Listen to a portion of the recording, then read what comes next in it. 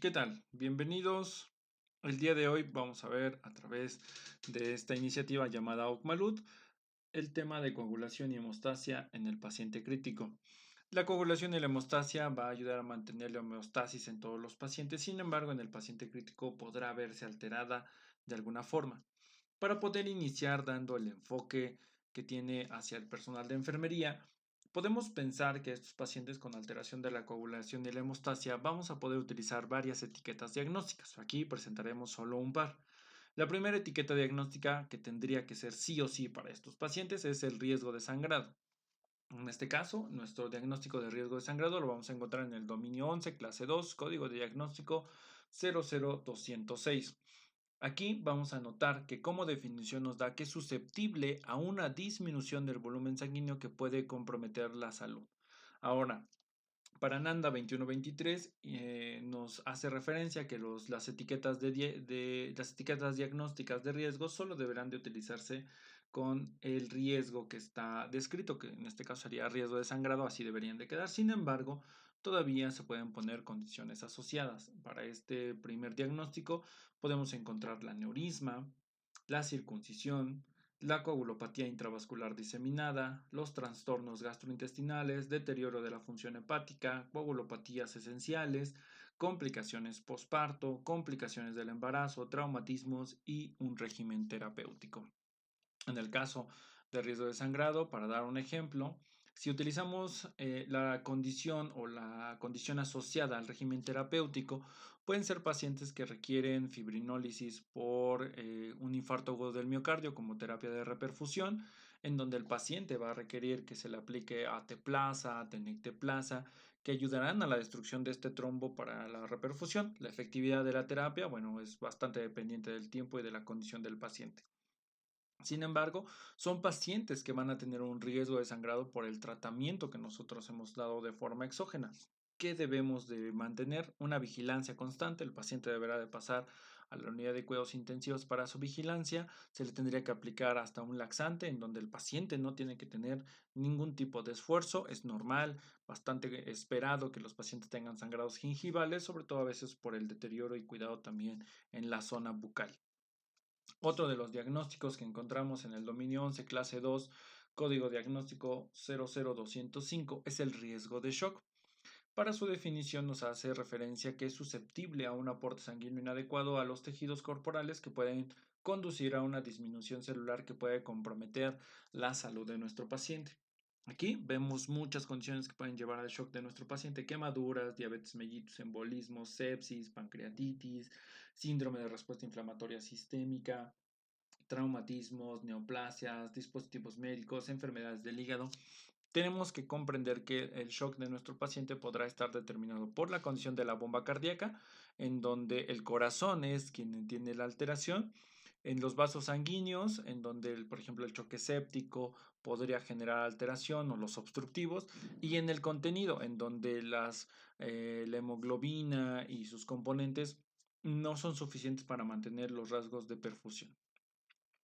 Para que se lleve o se activen estas condiciones, necesita haber primero una lesión, un mecanismo lesivo que va a generar lesión endotelial y después la creación de un trombo para la contención de la hemorragia de nuestro paciente.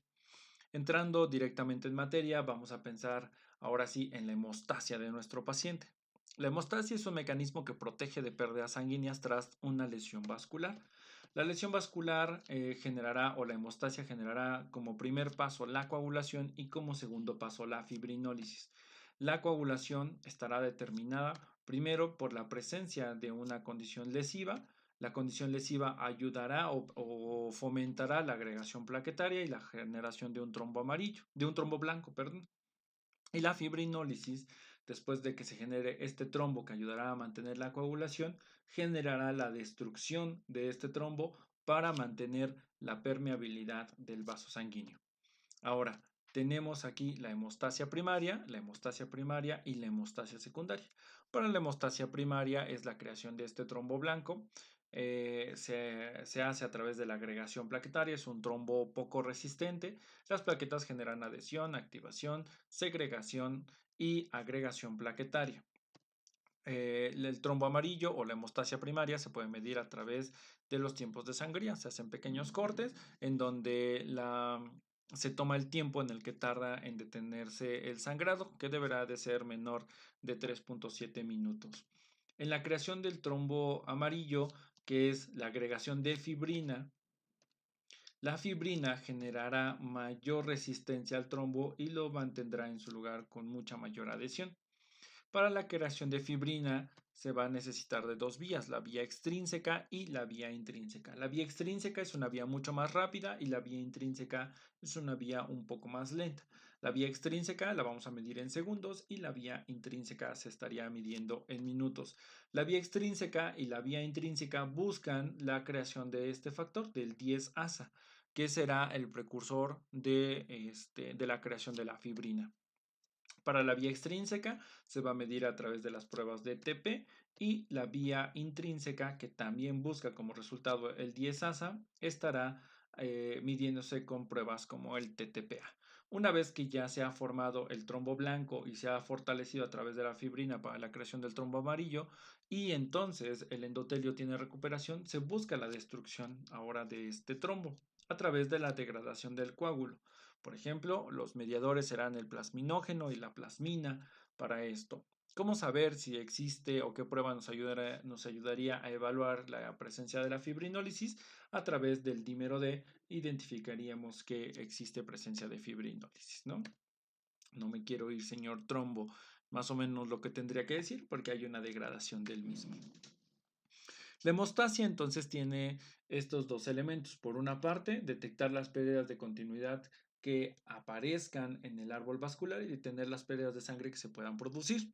En el número 2, mantener la permeabilidad de estos vasos sanguíneos. Ahora, ¿qué fases se deben de llevar a cabo? Primero, hay una vasoconstricción local para detener el flujo de sangre, una reacción de adhesión, liberación plaquetaria, la formación de fibrina, estabilización del trombo plaquetario y al final la eliminación del trombo por fibrinólisis.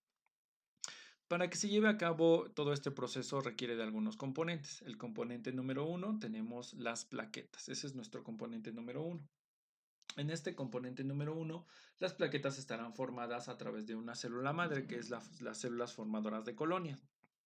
Esta célula formadora de colonias generará a través de la multiplicidad el acúmulo de las plaquetas dentro de la propia célula. Tendrá que ir migrando desde los megacarioblastos, los promegacarioblastos, los megacariocitos granular, hasta llegar a un megacariocito. Cuando la cantidad de duplicidad es tan grande, se genera una destrucción de la pared de la célula y entonces hay una liberación de las plaquetas. Toda esta formación dura entre 11 y 12 días, la formación de plaquetas, y la vida media oscila entre los 6 y los 7 días de las plaquetas. Las plaquetas son estimuladas para para poder generar adhesión. Las plaquetas están formadas a través de estos sistemas de apertura, de glucoproteínas, de un granulómero que está dividido en alfa, delta y lambda, y un sistema denso que contiene actina, miosina y tromboastenia. Estos son en donde nosotros de forma clínica utilizamos medicamentos que ayudan o inhiben la agregación de estas plaquetas para evitar que el trombo se haga mucho más grande y entonces se pierda la permeabilidad de los vasos sanguíneos, como teníamos el ejemplo del paciente con infarto agudo del miocardio. Por ejemplo, la aspirina actúa a nivel de los receptores del tromboxano A2, inhibiendo la agregación plaquetaria. Pero tenemos otros medicamentos que también son utilizados. El clopidogrel es uno de los medicamentos.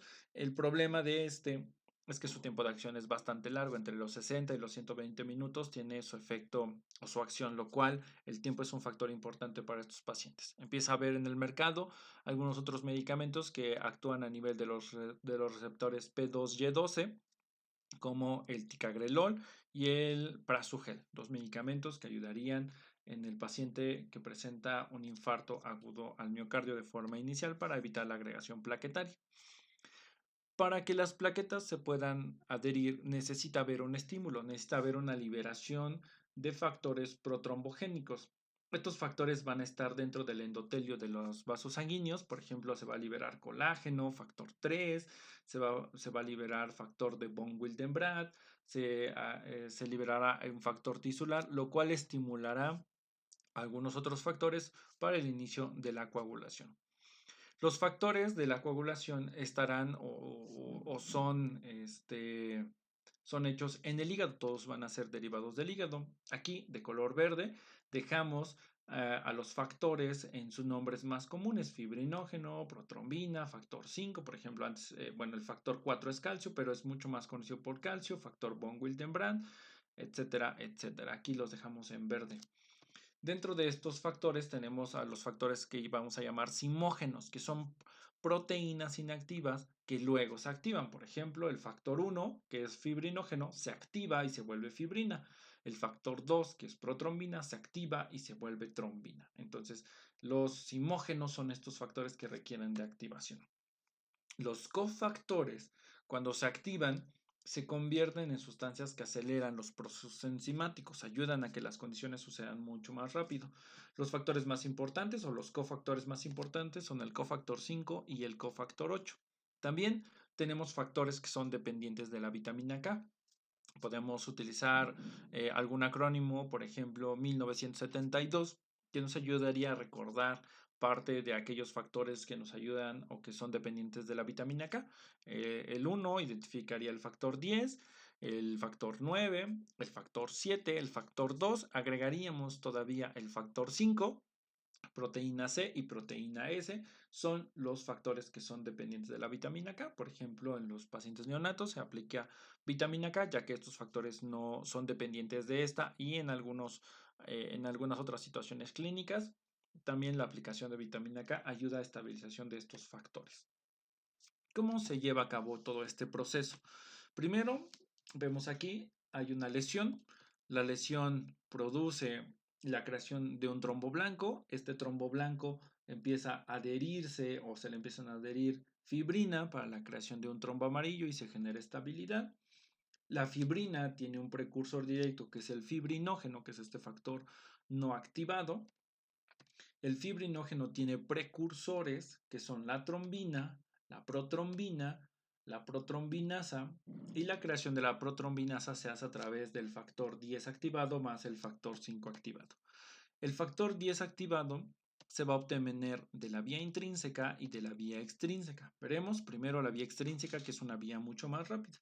La vía extrínseca se va a crear a través de un factor 7 activado. El factor 7 estará en el torrente sanguíneo, pero se activa en presencia del factor 3. El factor 3 es un factor que sale del endotelio y que entonces circula en el torrente sanguíneo. Una vez que el factor 3 circula en el torrente sanguíneo, se adhiere al factor 7, lo vuelve factor 7 activado, y en su combinación de ellos se genera el 10-asa de la vía extrínseca. Se crea mucho más rápido este 10-asa de la vía extrínseca para nuestros pacientes. Si nos vamos ahora a la vía intrínseca, hay un daño endotelial, hay una liberación ahora nuevamente del factor 7 activado, o hay presencia del factor 7 activado. El factor 7 se puede o se va a mezclar con la precalicreína, con el quininógeno de alto peso molecular y con el calcio. La combinación de estos nos dará el factor 11. El factor 11 se va nuevamente a combinar con la precalicreína y con el quininógeno de alto peso molecular y nos dará un factor 9. El factor 9 ahora se sigue mezclando con este factor 8 activado que se encuentra en el torrente sanguíneo, y más el calcio nos dará el 10-asa de la vía intrínseca. Como verán, la vía intrínseca es mucho más lenta porque hay mayor cantidad de procesos. Este factor 8 activado estimula la producción de trombina, y aquí este 10-asa estimula también la producción de trombina. Esta acción es importante. La trombina, la inhibición de la trombina se hace con heparina no fraccionada. Entonces la heparina va a actuar a nivel de la trombina, va a inhibir y entonces ya no va a poderse generar fibrinógeno y tampoco se va a generar fibrina. Pacientes que tienen cateterismos invasivos, catéter de Swan-Ganz, un balón de contrapulsación intraórtico, bueno, pues tenemos que inhibir la trombina para la evitación de la fibrina en nuestros pacientes. Las alteraciones de la coagulación: a menudo el sangrado es mínimo. Las modificaciones en la coagulación se evidencian por alteraciones de las pruebas de laboratorio y su relevancia clínica es a veces cuestionable. Por otra parte, la incidencia de sangrado grave incontrolado con escasas o nulas alteraciones de la coagulación no es desdeñable en nuestros pacientes, tanto en el momento del ingreso como en el curso evolutivo, y se ha descrito una incidencia de hemorragia de hasta el 40% de los pacientes traumáticos que fallecen.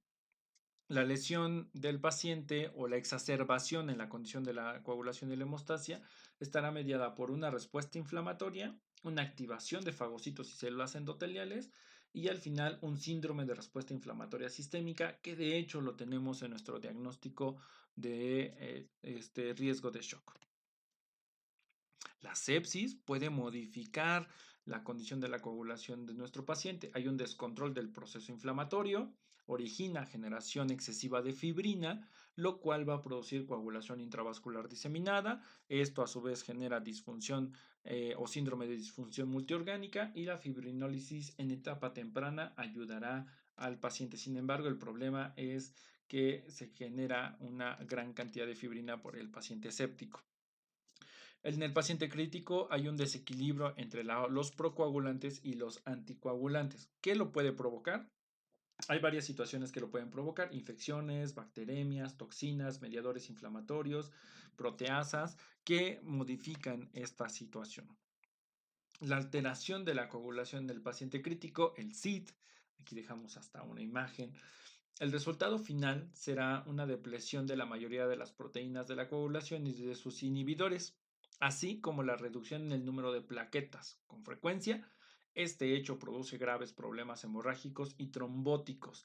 El grado de activación y consumo de plaquetas, las proteínas de la coagulación, los inhibidores de la coagulación y la fibrinólisis dependerá de la intensidad y la duración del estímulo procoagulante. Entonces, hace dos condiciones. Si bien puede generar procesos hemorrágicos, también generará procesos protrombóticos. Existen dos cuadros clínicos bien diferenciados como expresión de la coagulación intravascular diseminada. El primero es una diátesis hemorrágica con petequias, equimosis, hematuria y hemorragia gingival, gastrointestinal y del sistema nervioso central. En característica, la presencia de hipofibrinogenia y trombocitopenia. Sin embargo, algunos pacientes presentan una inhibición funcional plaquetaria más profunda y debido a la liberación del contenido de sus gránulos y cuerpos densos. Entonces hay un proceso en donde vamos a encontrar hemorragias importantes en la coagulación intravascular diseminada. Sin embargo, la segunda forma de presentación del SID es la creación de trombos.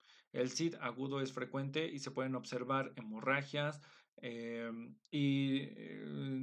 va el paciente a generar gran cantidad de coágulo por la adhesión amplia de fibrina, y estos dos pueden generar de forma simultánea, lo cual lleva al fallo orgánico de nuestro paciente. En el caso de los síndromes de distrés respiratorio agudo, existe un trastorno de permeabilidad capilar pulmonar que ocasiona el paso de células y proteínas al espacio alveolar debido a un proceso inflamatorio local en el que intervienen diversos factores celulares y humorales. El proceso inflamatorio aumenta o desencadena la agregación de la fibrina en nuestros pacientes. En el caso del traumatismo cráneoencefálico, las alteraciones de la coagulación son relativamente comunes. Fíjense aquí, tenemos que en el TC tenemos entre el 10 y el 18%, y en los traumatismos cráneoencefálicos graves entre el 25 y el 40%. Pero ¿por qué aparece o por qué hay una alteración de la coagulación? La formación de microtrombos como consecuencia de la aparición en el torrente vascular del factor tisular, que acuérdense que el factor tisular está en la capa de los endotelios, procede del tejido encefálico, rico en factor tisular, que es una proteína que se halla en concentraciones elevadas en el cerebro. Como hay mayor liberación del factor tisular, hay un aumento en la cascada de la coagulación porque hay una estimulación de los factores 7 para que entonces se desencadenen las vías intrínsecas y extrínsecas. Esto alterará a nuestros pacientes. Algunos autores han postulado que la masiva liberación de catecolaminas que experimentan los pacientes con traumatismo craneoencefálico puede exacerbar la coagulopatía inherente a estos individuos, estimulando la activación plaquetaria y el aumento en el daño endotelial. Los tratamientos estarán dirigidos hacia la etiología, es decir, se atenderá la causa desencadenante de la activación, la fisiopatología, ¿sí? De los mecanismos que la producen, por ejemplo, la aplicación de del tenecteplasa, de acteplasa, es decir, de cómo estos mecanismos van actuando, y la condición sintomática, ¿no? De los efectos de la hemorragia, la contención de la hemorragia y, bueno, la reposición en caso de que esto fuese necesario. Por ejemplo, la heparina actuará a nivel de la trombina, y la heparina, pues podemos tener pacientes que tengan altos requerimientos de heparina, o que se le esté administrando altos requerimientos de heparina, pacientes que tienen catéteres arteriales, pacientes que tienen un balón de contrapulsación intraórtico, pacientes que tienen un catéter de Songans, que van a estar heparinizados.